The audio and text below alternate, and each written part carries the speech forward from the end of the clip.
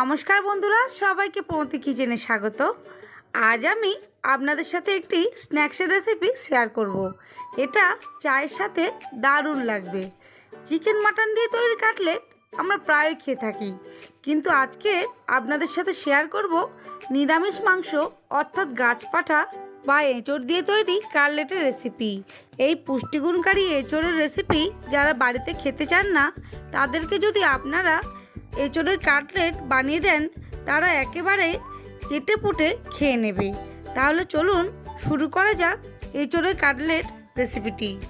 তো আজকের রেসিপি যদি আপনাদের ভালো লেগে থাকে, অবশ্যই করে লাইক শেয়ার করতে ভুলবেন না।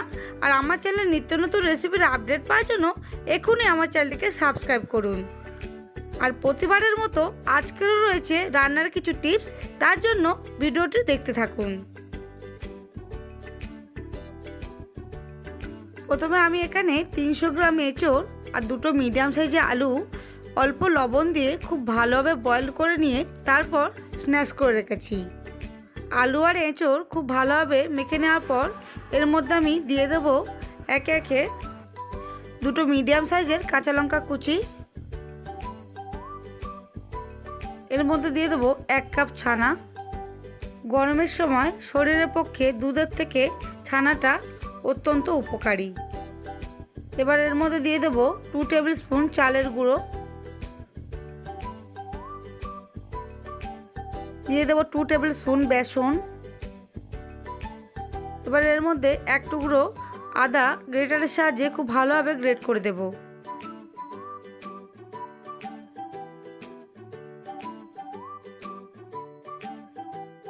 তো আমার আদাটা খুব ভালোভাবে গ্রেট করা হয়ে গেছে।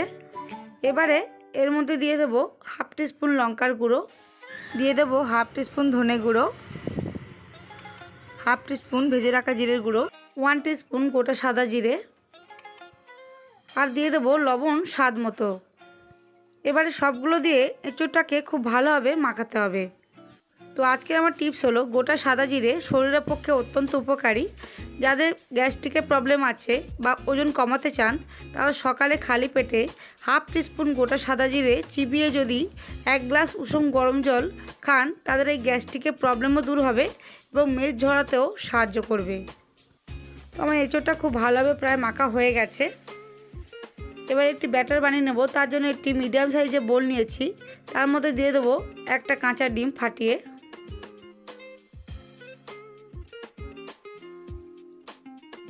দিয়ে দেবো 2 টেবিল স্পুন কর্নফ্লাওয়ার, দিয়ে দেবো খুবই সামান্য পরিমাণ লঙ্কার গুঁড়ো, দেব স্বাদ মতো লবণ, দিয়ে দেবো গোলমরিচের গুঁড়ো 1/2 টিস্পুন। এগুলো দিয়ে খুব ভালোভাবে একটি স্মুথি ব্যাটার বানিয়ে নেব। তো আমার এখানে ব্যাটারটা টাইট টাইট মনে হচ্ছে, তাই আমি এখানে আরেকটা ডিম অ্যাড করছি। তো আমি এখানে আরেকটা কাঁচা ডিম অ্যাড করলাম। ডিমটা দেওয়ার পর আবারও খুব ভালোভাবে ফেটিয়ে আমি ব্যাটারটা বানিয়ে নেব। এই ব্যাটারটাকে বানানোর সময় আমি এক্সট্রা কোনো জল ইউজ করব না এই সময়। তো আমার ব্যাটারটা খুব ভালোভাবে মোটামুটি রেডি হয়ে গেছে, দেখতেই পাচ্ছ। আমার এখানে ব্যাটারটা রেডি হয়ে গেছে। এবার আমি এখানে এঁচড়টাকে কাটলেটের শেপ বানিয়ে নেব। তার জন্য আমি হাতে খুবই সামান্য পরিমাণ সাদা তেল দিয়ে আমি এঁচড়গুলোকে কাটলেটের শেপ দিয়ে দিচ্ছি।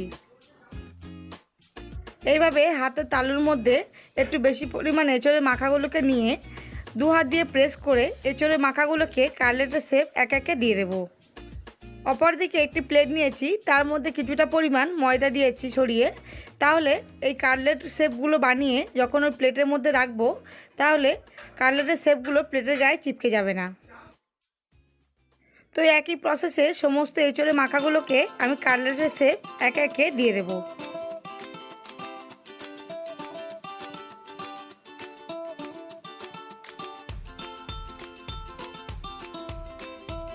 তো একে একে আমার এঁচড়গুলোকে কাটলেটের শেপ দেওয়া হয়ে গেছে।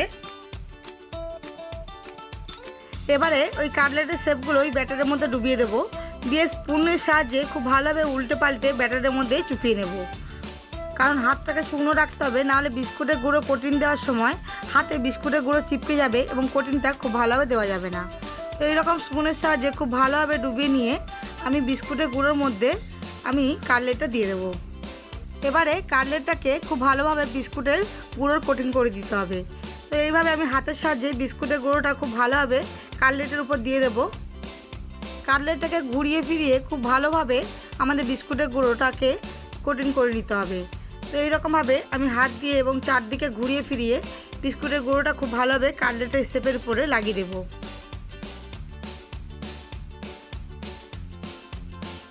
তো দেখতেই পাচ্ছ আমার কাটলেটটাকে খুব ভালোভাবে বিস্কুটের গুঁড়োর কোট দেওয়া হয়ে গেছে। এইভাবে দেখতেই পাচ্ছ খুব সুন্দরভাবে রেডি হয়ে গেছে। এবার একটি প্লেটের উপরে এই শেপগুলোকে রেখে দেব।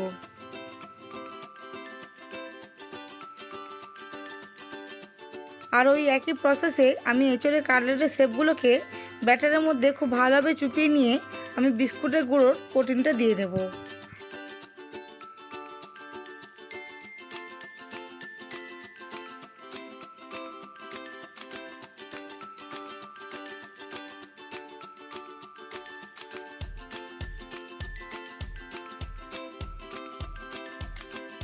তো আমি সেম প্রসেসে কাটলেটের শেপগুলোকে বিস্কুটের কোটিংটা দিয়ে আমি প্লেটের উপর সাজিয়ে ফ্রিজের নর্মাল টেম্পারেচারে আমি আধ ঘন্টা আমি এটাকে রেখে দেব। তারপর আমি আসছি। তো আমার আধ ঘন্টা হয়ে গেছে। এবার আমি কাটলেটের শেপগুলো ফ্রিজ থেকে বের করে নিয়েছি। ফ্রিজে রাখলে বা আধ ঘন্টা এমনি নর্মাল টেম্পারেচারে রাখলে তাহলে বিস্কুটের গুঁড়ো বাইন্ডিংটা খুব ভালোভাবে রেডি হয়ে যায়। তাহলে ডুবো তেলে ভাজার সময় বিস্কুটের গুঁড়োটা ছেড়ে যাওয়ার কোনো চান্স থাকে না। তো কাটলেটগুলোকে ভাজার জন্য আমি এখানে একটি মিডিয়াম সাইজের কড়াই নিয়ে একটু বেশি পরিমাণ সাদা রিফাইন অয়েল নিয়েছি। কাটলেটগুলোকে আমাদের ডুবো তেলে ভাজতে হবে, তাই একটু বেশি পরিমাণে তেল ইউজ করছি। তেলটা গরম হয়ে গেলে আমি একে একে কাটলেটের শেপগুলোকে তেলের মধ্যে দিয়ে দেবো। এই সময় গ্যাসের ফ্লেমটা একদমই হাইতে রেখে আমাদের কাটলেটের শেপগুলোকে খুব ভালোভাবে ভাজাভাজি করতে হবে। তো আমি এইভাবে সেম প্রসেসে সমস্ত কাটলেটের শেপগুলোকে তেলের মধ্যে দিয়ে দেব। তো আমাদের কাটলেটটাকে দুবার ভাজতে হবে, তাহলে খেতে আরও মুচমুচে এবং ক্রিপসি হবে। তো এই জন্য প্রথমে হাই ফ্লেমে খুব ভালোভাবে উল্টে পাল্টে কাটলেটগুলোকে ভেজে নিতে হবে। এই সময় গ্যাসের ফ্লেমটা লোতে রাখলে হবে না, সেই জন্য হাই ফ্লেমে খুব ভালোভাবে ডুবো তেলে উল্টে পাল্টে ভেজে নিতে হবে। তো 15-20 মিনিট খুব ভালোভাবে ডুবো তেলে ভাজাভাজি করার পরে যখন কাটলেটের কালারটা একটু চেঞ্জ হয়ে যাবে, তখন একে একে ঝাঁঝরির সাহায্যে আমি কাটলেটগুলোকে অন্য একটি প্লেটে তুলে নেব।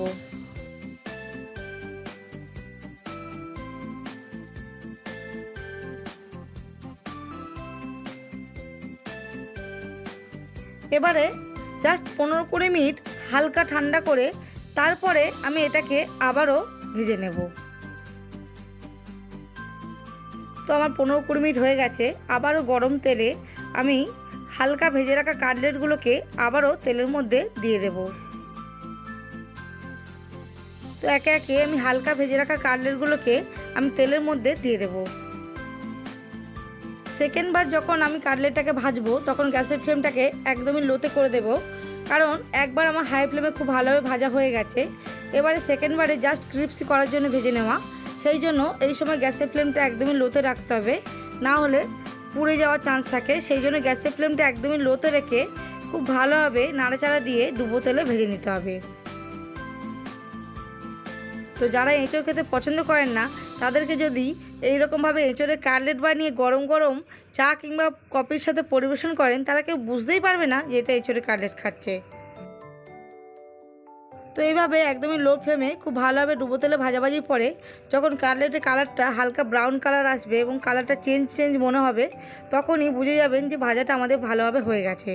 তো এবার আমি গ্যাসের ফ্লেমটা বন্ধ করে দিয়ে ঝাঁঝরির সাহায্যে সমস্ত কাটলেটগুলোকে খুব ভালোভাবে তেল ঝরিয়ে অন্য একটি প্লেটে তুলে নেব। তো দেখতেই পাচ্ছ খুবই কালারফুল এবং ইয়ামি হয়ে গেছে।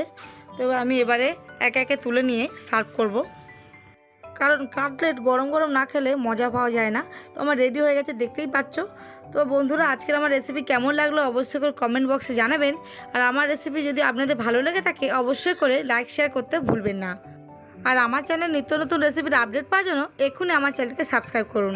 আর নেক্সট ভিডিওতে আসছে আরও নতুন নতুন রেসিপি, তার জন্য অবশ্যই করে আমার চ্যানেলটিকে সাবস্ক্রাইব করুন। আর অবশ্যই করে ভিডিওগুলোকে লাইক করুন, কারণ লাইক করলে আপনাদের সাথে আরও নতুন নতুন ভিডিও শেয়ার করতে মন চাইবে।